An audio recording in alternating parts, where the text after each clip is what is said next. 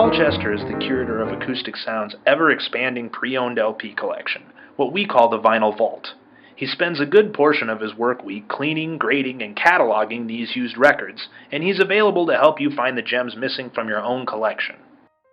Because Acoustic Sounds boasts the world's largest selection of audiophile recordings, it seemed only natural to us to give rightful attention to choice pre-owned records. Today, our Vinyl Vault numbers about 20,000 titles. I've been a music fan ever since I was a small child, and I used to buy 45s when I was a kid. Punk rock happened when I was 16. I was just the right age for it to have an earth-shattering effect on me. And I just collected 45s and albums, and I was always looking out for them, you know, at second-hand shops and the like. Started, I guess, about the age of 18 or 19, actually attending record fairs or record shows. So I was actually selling 45s and albums and old pop and rock magazines and that kind of thing. And in fact, the last couple of years back in England until I came over here, I was actually doing that full time on a market stall in London, and that was pretty cool. I've also DJ'd, specialising, I guess, in 60s music. Over the years, I've had residency in a nightclub, and I've edited a fanzine, you know, so I've really...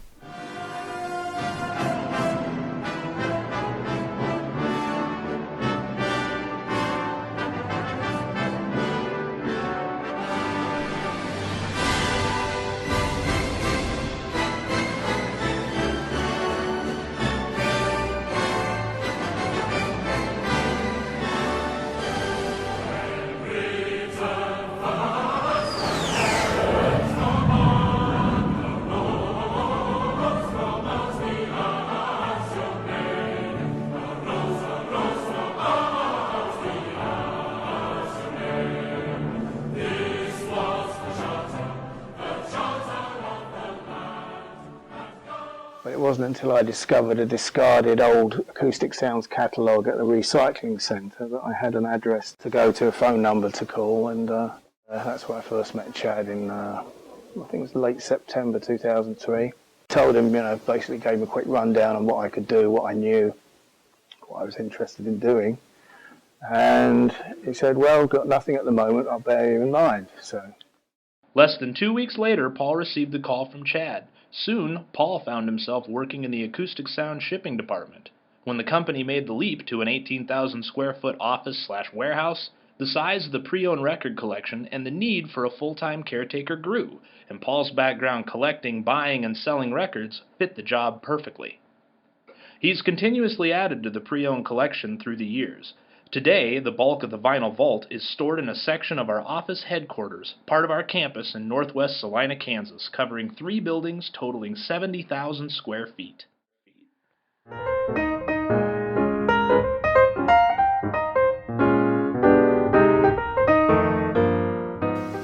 Is the record desirable? Is it of a certain genre of music? Is it on a certain collectible record label? Is the artist collectible? You know, if the record's in great shape, there isn't really a lot that we don't take on board and try to resell.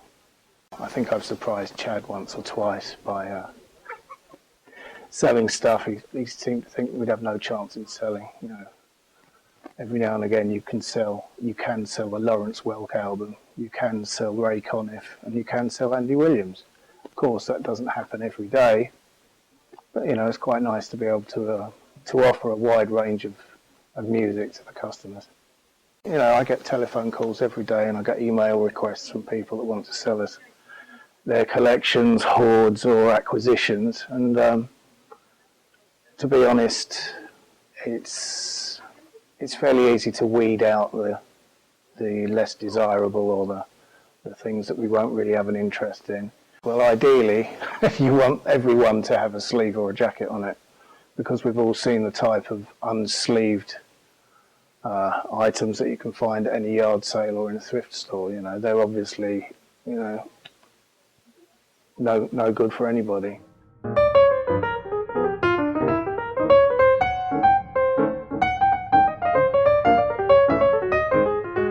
course, it's always nice if somebody has a knowledge of what they're offering. If they mention like 6i Columbias, then you know immediately that they're talking about certain early 1960s pressings of records on the Columbia label, which might be, you know, for example, Dave Brubeck or who else? Gosh, Duke Ellington, Miles Davis. Once we know what we're talking about, once we know what they have on offer, then we'll let them know if we're either interested or not.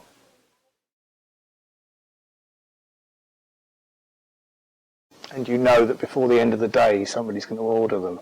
You know, somebody will have looked online at the recently added section in the vinyl vault, and you just know that they're going to fly out the window. You know, there's going to be no trouble whatsoever.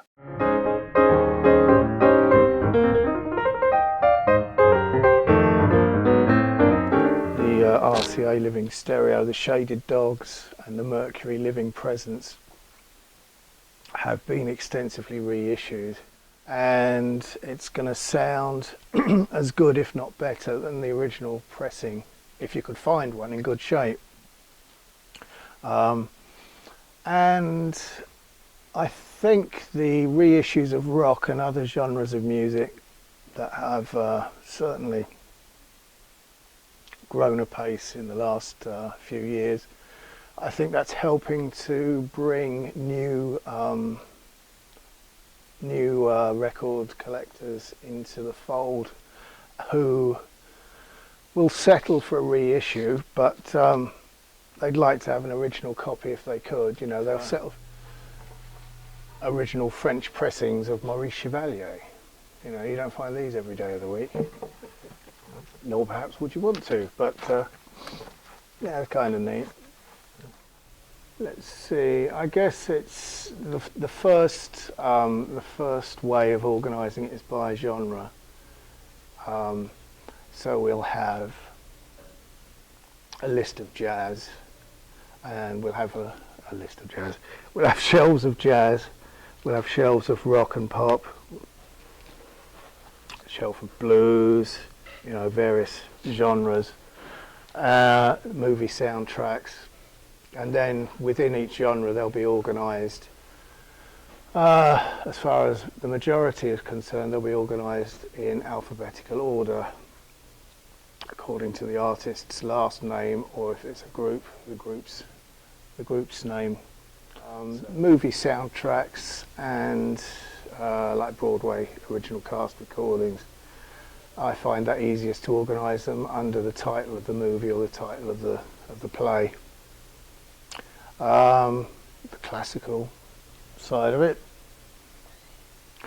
I've always found it easiest to organise according to record label. And here we have Decca, British Decca classical recordings there. And here we have the Mobile Fidelity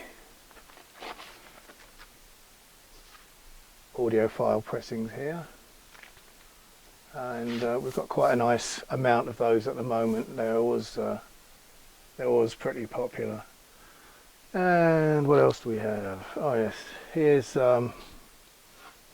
this is the remains of what we called the New York collection, which we acquired quite a while ago now, and that was stuff from the early 70s to mid 80s, mostly rock and pop. And a lot of them were white label promotional copies. I mean, because of the amount that I deal with on a daily basis, there's no way that I could listen to everything before I give it a grade and place it in inventory. So, you know, the vast majority of the time, something will have a visual grading. No, the vast majority will be what I grade as mint minus, and that will be something which looks great, which has no marks, scuffs, scratches or anything like that. The jacket will be great too, nice square corners, no seam splits, dings or other things which would detract from its appearance or its sound. You know, imperative, I mean, you need to have somebody that knows the records and cares about the records and is willing to learn about records he doesn't know about yet. I don't think just anybody can do it. They need to have a passion for it, an understanding.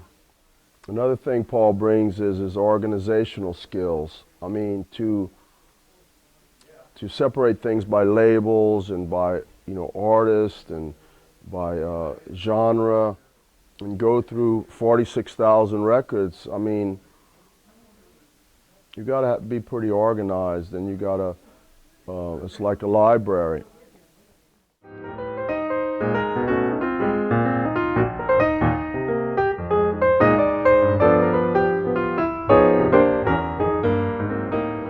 Whoever's into classical, they got a lot to look forward to. But we like collections, and we like white label promos from the American labels, the original labels. But yeah, we need more pop and rock. Plus, now that we're reissuing so much music, we need to find out more really great records, and we need to have the originals, to scan the labels and the jackets, and just to learn more about music that's great.